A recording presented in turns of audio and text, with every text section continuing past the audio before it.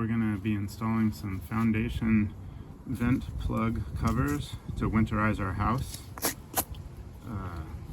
We're located in Central Oregon, so it definitely gets below freezing here. The size of our vents is about 7 3/4 by about 7 1/4. They have these little doors that you can fold up just to keep the breeze out, but if you get below freezing, you definitely want to use the vent plugs. What I like to do is sweep them out, make sure all the leaves and cobwebs are out of there. And the way I used to install them was to keep that little door in the upright position and then install the plugs like this. But as you can see, it kind of leaves a little bit of a gap, and it's not a perfect seal.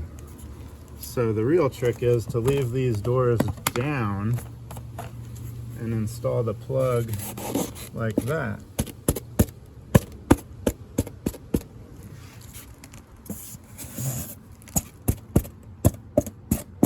I like to reuse mine. I can usually get about 3, 4, 5 years out of them before they turn yellow and start to disintegrate. They will turn your gloves white or your hands white. I recommend wearing a pair of gloves. But as you can see, those are in there much tighter than before if you leave that down. These do come in a set of 2. They're actually molded together. They're about 13 1/4 long by 7 3/4 wide, and you just snap them apart, and now you have one for each side. If you do find that in reusing these they've gotten a little bit squished and you need just a little tighter fit, I just cut a little tiny piece of cardboard and shove it in the side just like that.